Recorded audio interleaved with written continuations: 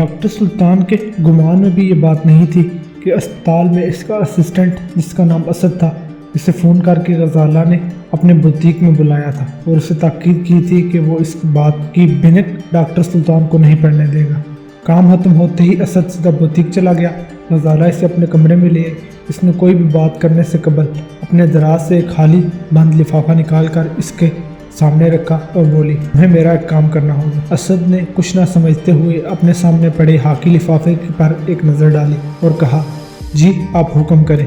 लिफाफा खोल कर देखो इसमें क्या है। गजाला ने अपनी आंखों से लिफाफे की तरफ इशारा किया।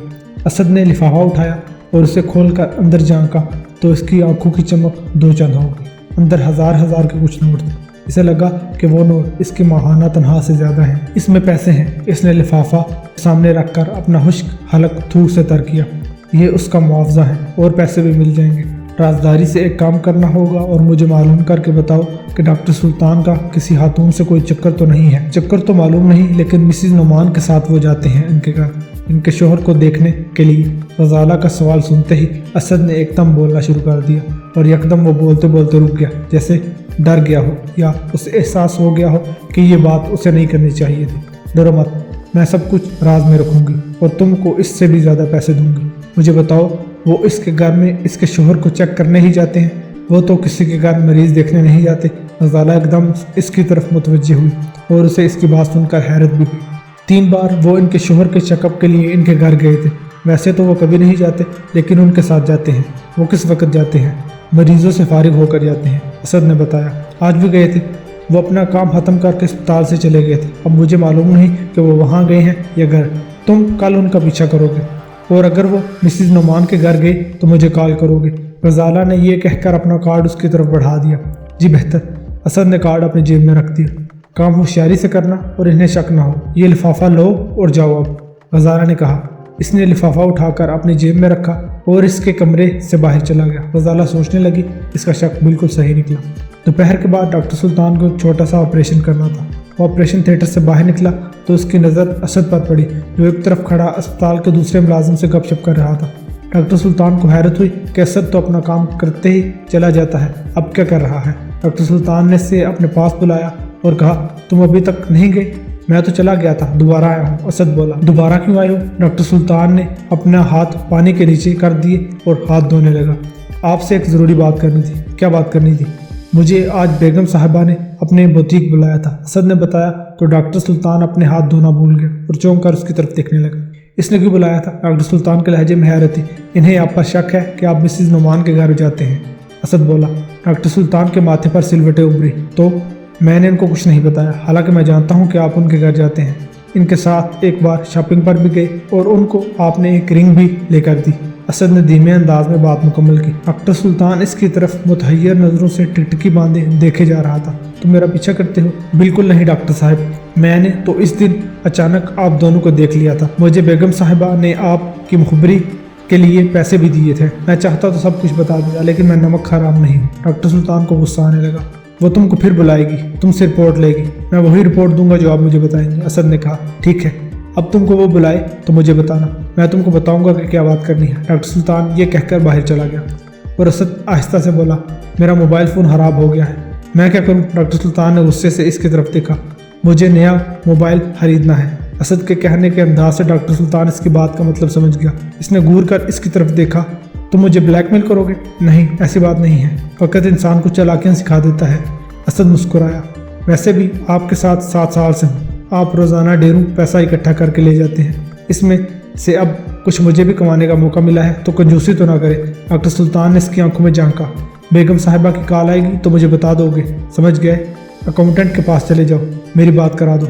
असद मुस्कुराता हुआ चला गया और डॉक्टर सुल्तान उसको जाता हुआ देखता रहा और सोचते हुए अपना सर भी हिलाता रहा, जैसे वो कोई फैसला कर रहा। फसीहा ने वो कीमती रिंग पहनी हुई थी जो उसे जहीर ने भेजी थी। वो तैयार होकर और हल्का मेकअप करने के बाद जहीर से मिलने चली गई। वो इससे मिलकर माजरत भी करना चाहती थी, जो उसके दिल पे इबाम थे वो भी दूर कर देना चाहती थी, ताकि वो एक अच्छी ज़िंदगी गुजारने का सोचे। फसीहा ने अपनी गाड़ी में बैठकर जहीर को कॉल की और आने का बताया। जिस इमारत में जहीर का ऑफिस था, वहाँ गाड़ी पार्क करने के बाद वो बाहर निकली। अभी वो इस इमारत की तरफ बढ़ ही रही थी कि इसके अक्ब में एक नस्वानी आवाज़ आई, एक्सक्यूज़ मी। फसीहा ने पलट कर देखा तो इसके सामने एक औरत खड़ी थी। इसकी उम्र 40 साल के करीब और फरवा माइल थी। जी फरमाइए। आपको मैंने एक बार जवाद के साथ देखा था। आपका जवाद से क्या रिश्ता है? इसने झिझकते हुए पूछा। आप कौन है? फसीहा को इसका पूछना अच्छा नहीं लगा। जवाद का नाम सुनकर वो चौंकी। इस औरत ने एक नज़र उस इमारत की तरफ देखा और अजीब सी नज़रें फसीहा पर मरकूज कर दी। मेरा नाम नायला है। मैं गुलबर्ग AD हाइट्स के फ्लैट नंबर 24 में रहती हूँ। मुझे गलत मत समझिए। मैं आपको जवाद के बारे में कुछ बताना चाहती हूँ। क्या बताना चाहती हैं आप? उस औरत ने एक बार फिर इस इमारत की तरफ देखा, जैसे उसे डर लगा हो कि उसे कोई देख तो नहीं रहा। मैं किसी मजबूरी से यहाँ करीब आई हूँ, वरना मैं कभी भी इस तरफ ना आती। आपको देखा तो आपके पास चली गई। आप फ्लैट में आ जाए, हम बैठकर बात करते हैं। मुझे बताएं आप क्या चाहती हैं? फसीहा बजिद हो गई। इस औरत ने डरते डरते दूसरी तरफ देखा और बोली, जवाद अपनी पहली बीवी का कातिल है और कई माह जेल में रहने के बाद जमानत पर बाहर आया है। वो कहती हुई रुक गई। इसकी निगाहें इस इमारत की तरफ चली गई। इसकी बात सुनकर फसीहा दम बखुद रह गई। वो औरत जल्दी से बोली, आप चाहें तो 1 घंटे तक मेरे फ्लैट में आ जाए। पता मैंने बता दिया है। मुझे डर है वो कहीं से हम दोनों को एक साथ ना देख ले। मैं चलती हूँ, आप मेरे फ्लैट पर आ सकती हैं। वो डरी हुई दूसरी तरफ चली गई। फसीहा मबहूत खड़ी रह गई। इसके सामने एक खतरनाक हकीकत मुनकशिफ हुई। इस बात की मजीद तस्दीक के लिए इसके पास औरत का पता भी मौजूद था। एक बार फिर वो शकूक का शिकार हो गई। अब इसकी समझ में ये बात नहीं आ रही थी कि वो नायला के पीछे इसके बताए हुए पते पर जाए या ज़हीर से जाकर मिले। फसीहा को इरफान की इस बात में भी सच्चाई दिखाई देने लगी कि इसने बताया था कि ज़हीर का नाम जवाद है। अभी वो इसी तजब्जुब में थी कि उसके अकब से ज़हीर की आवाज़ सुनाई दी। तुम यहाँ खड़ी हो, किसी का इंतज़ार है क्या? ज़हीर की आवाज़ सुनते ही इसने चौंक कर ज़हीर की तरफ देखा। नहीं, मैं आप ही के पास आ रही थी। मैं अपने एक मेहमान को उसकी गाड़ी तक छोड़ने आया था। तुम पर नज़र पड़ी तो तुम्हारे पास आ गया। चलो ऑफिस में बैठते हैं। ज़हीर मुस्कुरा रहा था। फसीहा की गैर इरादी तौर पर नज़र जब इस जानिब उठी, इस तरफ नायला गई थी और वह ज़हीर के साथ चल दी। इसके ऑफिस तक जाते हुए फसीहा के दिमाग में नायला की बातें घूम रही थी और जिस इब्हाम को वो ख़त्म करके यहाँ आई थी वो पहले से भी ज़्यादा इसके गिरदाब में फंस गई थी। ज़हीर इसके साथ शादी की बातें करता रहा। इसने इसके लिए काफ़ी मंगवाई और फसीहा इन बातों को सुनी अनसुनी करती हुई हाँ हाँ कहती रही। तब ज़हीर उठकर इसके करीब आ गया। तुम्हारी तबीयत ठीक है ना? हाँ बिल्कुल ठीक है, फसीहा ने जवाब दिया। मुझे लगता है कि तुम ठीक नहीं हो। मैं तुमसे बातें कर रहा हूँ और तुम्हारा ध्यान कहीं और है। ऐसा नहीं है, मैंने आपकी सारी बातें सुनी हैं। फसीहा ने ज़बरदस्ती मुस्कुराना चाहा। मुझे बताओ मैंने क्या बातें की हैं? ज़हीर ने इसकी तरफ सवालिया नज़रों से देखा। फसीहा सोच में पड़ गई और बोली, आप शादी की बातें कर रहे थे और कह रहे थे कि हम हनीमून के लिए किसी यूरोपीय मुल्क में जाएंगे। मैंने तो इस मुल्क का नाम भी लिया था। ज़हीर ने फ़ौरन इसे टोक दिया। हम शाम को मिले। शायद मेरी तबीयत वाकई ही ठीक नहीं है। जाने क्यों मुझे घबराहट सी हो रही है। तुम्हारे लिए मैंने अपनी मीटिंग कैंसिल कर दी और तुम जा रही हो। ज़हीर ने प्यार भरे अंदाज में शिकवा किया। आई एम सॉरी, हम शाम में मिलेंगे। ओके, हम फिर डिनर इकट्ठे ही करेंगे। ठीक है, फसीहा ये कहते हुए मुस्कुराती हुई चली गई। वो इसके ऑफिस से निकलते ही तेजी से लिफ्ट की तरफ बढ़ी। नीचे उतरकर वो गाड़ी में बैठी और इसने नायला का बताया हुआ पता अपने दिमाग में दोहराते हुए गाड़ी बैक की और तेजी से इसका रुख उस पते की तरफ कर दिया। इस इलाके में पहुंचकर फसीहा को उसका फ्लैट तलाश करने में ज़्यादा दिक्कत का सामना नहीं करना पड़ा। इसने घंटी बजाई तो थोड़ी ही देर बाद दरवाज़ा खुला और नायला उसके सामने खड़ी थी। हम अभी मिले हैं, फसीहा ने बताया। मेरी याददाश्त इतनी कमज़ोर नहीं है, मैं आपको भूल जाऊँ। अंदर आ जाए, नायला ने हफीफ सी मुस्कुराहट के साथ बोला और फसीहा अंदर चली गई। नायला ने दरवाज़ा मुकफ़्फ़ल कर दिया। तुम मुझे ज़हीर के बारे में कुछ बता रही थी। मेरा मतलब है जवाद के बारे में, फसीहा ने बेचैनी से कहा। इसने तुम्हें अपना नाम ज़हीर बताया है। मैंने तुम दोनों को एक साथ देखा। मुझे मालूम नहीं था कि वह जेल से बाहर आ गया है। मैंने बाद में मालूम किया तो मुझे पता चला वो ज़मानत पर है और इसने अपनी बीवी निदा का खून किया है और इस सफाई से कत्ल किया कि अभी तक सिर्फ इस पर इल्ज़ाम ही है और पुलिस ये साबित नहीं कर सकी कि वो कातिल है। दरअसल इसके पास बहुत दौलत है और सब जानते हैं कि निदा को उसी ने कत्ल किया है। नायला ने बताया। इसने निदा को क्यों कत्ल किया था? ज़हीर यानी जवाद नफ्सियाती मरीज़ है। पल में मोहब्बत निछावर करने वाला शोहर और पल में जैसे कोई शफाक और जुनूनी शकी मिजाज शोहर, नायला ने जवाब दिया। और फसीहा सोचने लगी कि नायला बिल्कुल ठीक कह रही है, इसके साथ भी ऐसा हो चुका है। आपको ये सब कैसे पता है? फसीहा ने जानना चाहा। निदा मेरी कज़न थी। बहुत सी बातें इसने मेरे साथ शेयर की और मैंने ज़हीर के खिलाफ अदालत में गवाही भी दी। मुझे खुद अपनी जान में खतरा सा रहता है। वो बड़ा जालिम है और पागल भी। मैं कभी भी इस तरफ नहीं जाती जहाँ इसका ऑफिस है, मगर मुझे एक बहुत ज़रूरी काम से जाना पड़ा और फिर मुझे तुम नज़र आ गई। तुम शायद ज़हीर से मिलने आई थी। हाँ, फसीहा के मुंह से निकला। इससे बच कर रहना, तुम निदा जैसी हो। मैंने तुमको सच्चाई बताई है, आगे तुम्हारी मर्जी है। मुझे बताओ, चाय पियोगी? नहीं, मुझे बस जाना है। इत्मीनान से सोचकर फैसला कर लेना। جو تمہارا دل کہے وہ ماننا، لیکن یہ اپنی بیوی ندا کا قاتل ہے، سفاک قاتل۔ نائلہ کے چہرے پر نفرت آ گئی۔ فصیحہ اس کا چہرہ دیکھتی رہی اور کھڑی ہو گئی۔ میں چلتی ہوں، 1 منٹ رکو، نائلہ نے اٹھ کر کہا۔ اس کے کان دروازے کی طرف تھے، پھر اس نے فصیحہ کو اشارہ کیا کہ وہ کمرے میں چلی جائے۔ فصیحہ کچھ نہ سمجھتے ہوئے کمرے میں چلی گئی اور اس نے دروازہ مکمل بند کرنے کی بجائے اس میں تھوڑا سا رخنا رہنے دیا جس سے وہ باہر دروازے کی طرف دیکھ سکتی تھی۔ نائلہ دروازے کے پاس پہنچی بھی نہیں کہ بیل ہوئی۔ وہ ڈر سی گئی۔ اس نے دروازے کے پاس پہنچ کر پوچھا کون ہے؟ پوسٹ مین، باہر سے آواز آئی۔ نائلہ نے جو ہی دروازہ کھولا ایک جھٹکا لگا اور نائلہ لڑکھڑاتی ہوئی پیچھے چلی گئی۔ باہر سے ایک آدمی اندر آیا اور اس نے دروازہ بند کر دیا۔ اس کے چہرے پر نقاب تھا اس لیے چہرہ دکھائی نہیں دے رہا تھا۔ کون ہو تم؟ نائلہ نے ڈری اور گھبرائی ہوئی آواز میں پوچھا۔ وہ شخص آگے بڑھا اور اس نے نائلہ کو اس کے سر کے بالوں سے پکڑ کر درشت لہجے میں پوچھا، تم اس لڑکی سے کیا بات کر رہی تھی؟ کون لڑکی؟ نائلہ بری طرح الجھ گئی۔ انجان مت بنو، وہ لڑکی جو تم کو آج ملی تھی، تم نے اس سے کیا بات کی؟ اس کا لہجہ مزید صفاک ہو گیا۔ میں نے کوئی بات نہیں کی، نائلہ بولی۔ تم جھوٹ بول رہی ہو، تم نے اس سے بات کی تھی، مجھے بتاؤ ورنہ جان سے مار ڈالوں گا۔ اس نے نائلہ کے بالوں کو جھٹکا۔ اندر کھڑی فصیحہ کا جسم خوف سے کانپ رہا تھا۔ وہ مجھ سے پتہ پوچھ رہی تھی۔ نائلہ نے بہانہ کیا، تم سچ نہیں بتاؤ گی؟ ہم نے تم کو پہلے بھی وارننگ دی تھی کہ اپنی زبان بند رکھو ورنہ ماری جاؤ گی، لیکن تم پر میری بات کا کوئی اثر نہیں ہوا۔ اب تم اس کا خمیازہ بھگتو۔ وہ اسے کھینچ کر دوسری طرف لے گیا۔ فصیحہ کے لیے یہ دیکھنا ممکن نہیں تھا، وہ مزید دروازہ نہیں کھول سکتی تھی۔ خوف اس کے جسم میں سرایت کر چکا تھا۔ اس سے نائلہ کی گٹی گٹی آوازیں آنے لگی۔ ایسا لگا جیسے اس کا منہ دبایا جا رہا ہو۔ ان آوازوں میں اب کچھ ایسا محسوس ہونے لگا جیسے کوئی تکلیف سے گزر رہا ہو۔ دبی دبی چیخیں نکلنے لگی۔ تھوڑی دیر بعد بالکل خاموشی چھا گئی۔ فصیحہ کو لگا جیسے اس کے سوا اب کوئی اور نہیں ہے۔ وہ چپ ڈری سہمی دروازے کے ساتھ کھڑی ہو گئی۔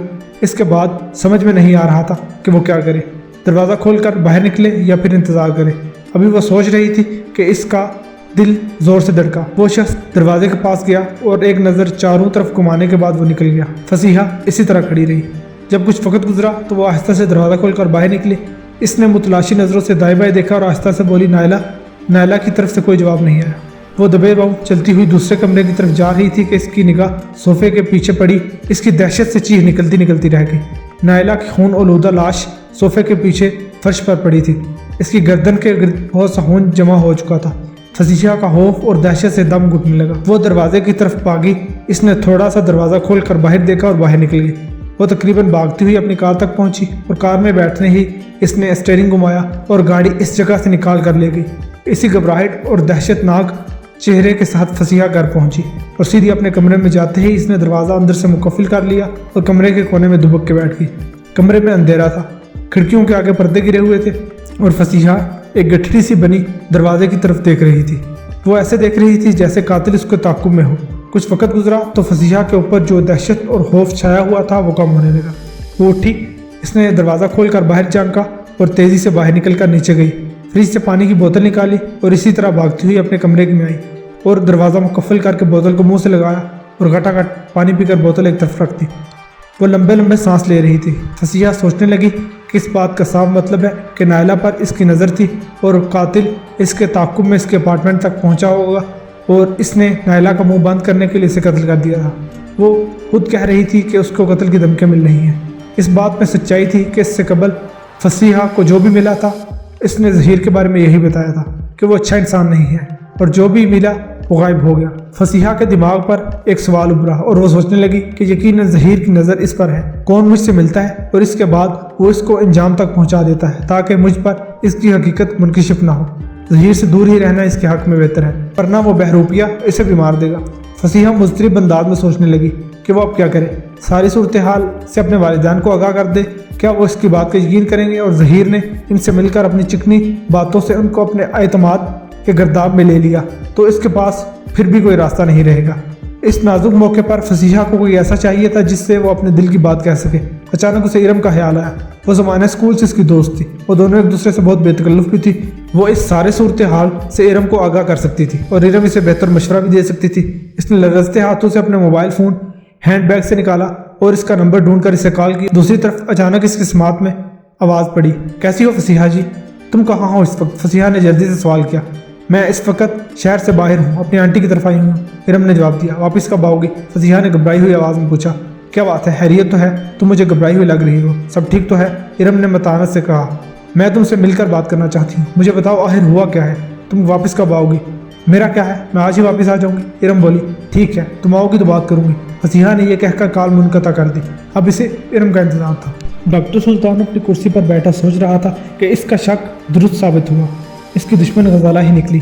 अब वो ये भी सोचने लगा कि इस गजाला के साथ साथ असद का भी काम तमाम करना होगा, वरना वो इसे घिन की तरह खाता रहेगा। कमरे के गहरे सुकूत को फ़ोन की घंटी ने दरहम बरहम कर दिया। डॉक्टर सुल्तान ने चौंक कर मोबाइल स्क्रीन की तरफ देखा तो उसके चेहरे पर मुस्कुराहट आ गई। शगुफ्ता की कॉल आई थी। जी शगुफ्ता जी, कैसे याद किया आपने? डॉक्टर सुल्तान ने मोहब्बत भरे लहजे में कहा। दूसरी तरफ से नशीली आवाज़ आई। जब आप मुझे शगुफ्ता जी कहते हैं तो मेरे दिल की धड़कन तेज़ हो जाती है। इस प्यार से तो कभी मेरे शोहर ने भी मुझे नहीं बुलाया। मोहब्बत भरा दिल हर किसी के पास नहीं होता शगुफ्ता जी। आपके शोहर के सीने में एक खोखला दिल है जिसमें सवाए पैसा कमाने की चाह के अलावा और कुछ भी इंस्टॉल नहीं है। डॉक्टर सुल्तान ने यह कहकर धीमी हंसी बिखेरी। दूसरी तरफ से शगुफ्ता ने भी इस हंसी में इसका साथ दिया। आप अभी मेरे घर में आ सकते हैं, आप हुक्म करें। हुक्म नहीं, बस गुजारिश है। आप आंखें बंद करें, मैं अभी हाजिर हुआ।